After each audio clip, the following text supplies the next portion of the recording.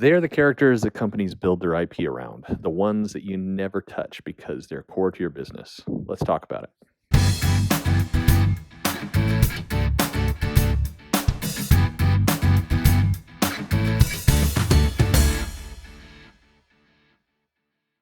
Hey there, this is Perch. Talking about properties, and really the question is, what has been the longest running property, the longest running brand, character, title, comic? And I'm not talking that hasn't been relaunched. I just let's ignore kind of the relaunches and renumberings and all that kind of stuff. And I'm talking purely just a character. What has been the most valuable IP over time? The brand that has survived the best, done the best, is the best, whatever you want to say. So that's an interesting question. I think there's really one very clear, obvious, nothing really comes close to it answer. But before I get to it, I think keep in mind that for an individual, everyone has their own opinions of what makes up a good brand or a good property or what works. So for some, the I remember when Neil Gaiman was doing Sandman, and you had the Endless and just all those characters, Death and and just that whole universe. There were fans that were so committed to it they would buy merchandise, they would buy every print. So the comic comes out, great, buy it. Trade comes out, buy it. Deluxe edition trade comes out, buy that too. Posters, everything. So every single thing. And what's true is that every character has fans. Every character has you get fans who are committed to that character will buy everything about it. So there's always things that are unique and valuable to you as an individual. That's fine. That's one thing. But kind of what I'm talking about here is in a bigger sense, from a business sense, who's fared the best. And I think if you sit down, you look the numbers, you look over time, decades and decades, who fares the best? It's Batman. There's really no question about it. Batman as a character has certainly had ups and downs, and they've had good runs and poor runs and everything else. But even the poor runs have sold better than most great runs of any character.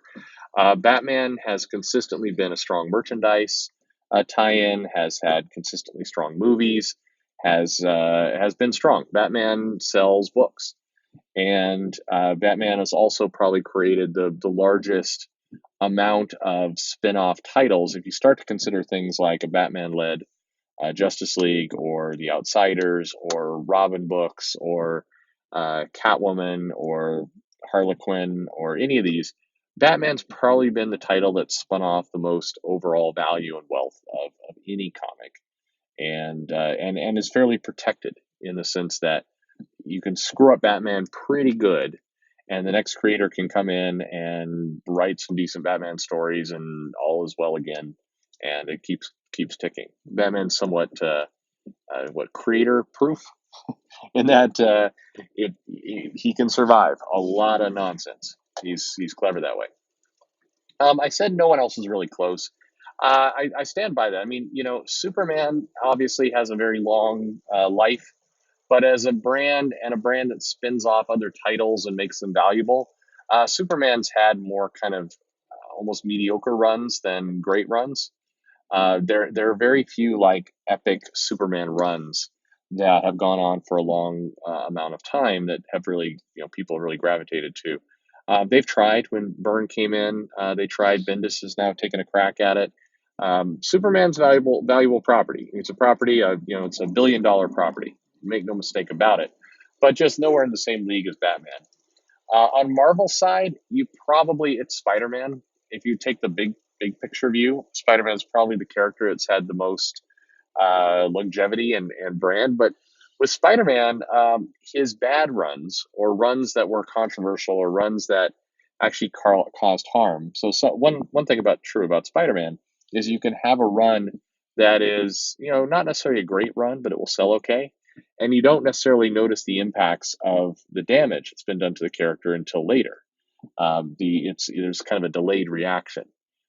Some of the kind of Spider-Man stories that were going on pre the other that storyline, the other, where Spider-Man got spider powers, and I don't even know how to describe that storyline, or the I'm gonna blank on the name here, but the Gwen Stacy gave birth to Harry Osborn kids, that whole kind of weird storyline.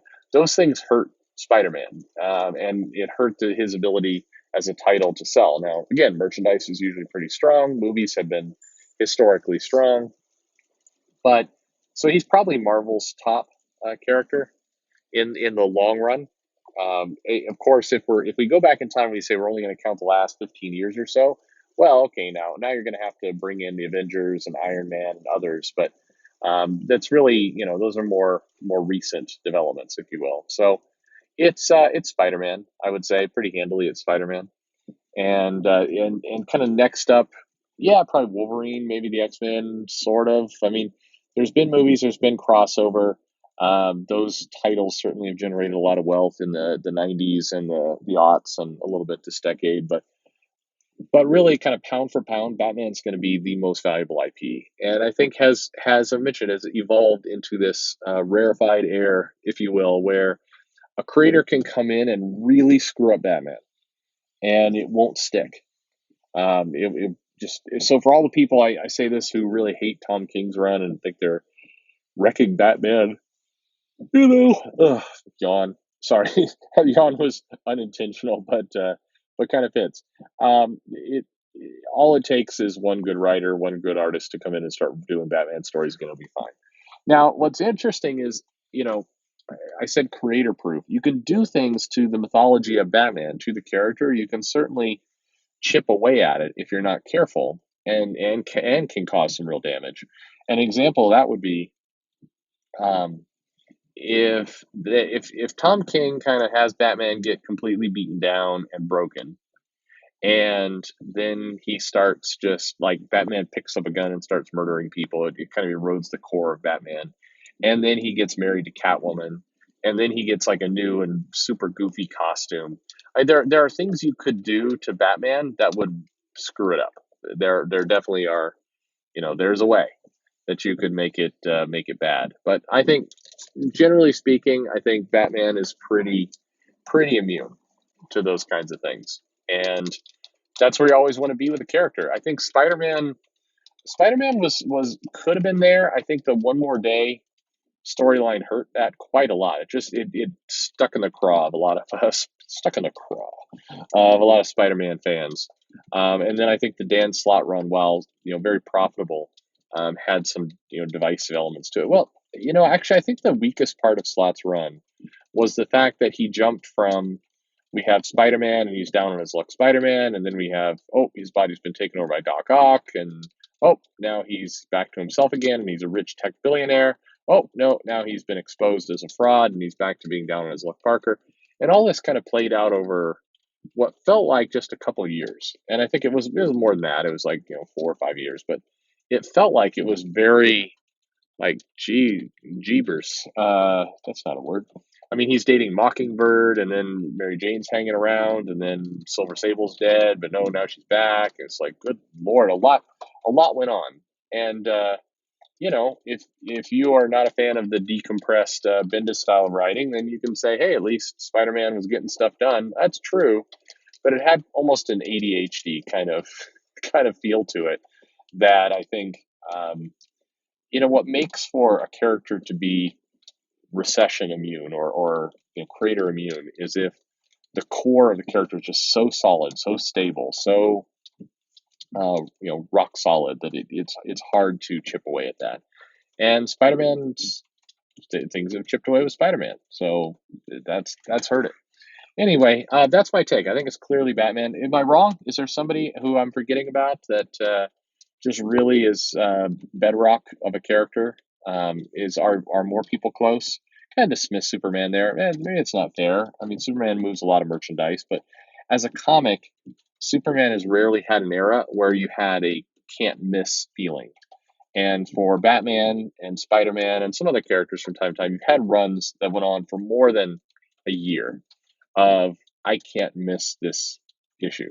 I can't miss it. And I think that's one reason why Batman has had those eras where you you feel like you can't miss an issue. And I think that's, for the detractors of Tom King's run, the one thing I will say that both King and maybe more so DC has done is they have sent a message. And so far, they have not violated their promise. But they sent a message to the fans saying, King has 100 issues in mind, 100. And Snyder, I think, said 75. I don't remember. Snyder had a number as well, at least 75 issues. So that's sending a powerful message to readers. It's saying, hey, we're here for the long haul. A lot of these other titles are having creative teams move in and out and get rebooted and change, but we're here for the long haul. So if you like what we're doing, we're going to be here. And if you don't like what we're doing, we hope to win you over because we're going to tell a big story, and that's what you can count on from us. And I think that's what Snyder has done. That's a big reason why Snyder's as popular as he's been, and that's what King is doing on Batman. And I think that helps. That stability helps build kind of bedrock, builds a platform, builds this idea that this character is something you can count on, and that's what builds value. So there's my answer. What do you think? Leave me a comment, subscribe, notify, tell friends, follow me on Twitter at Comic Perch, and thank you for listening.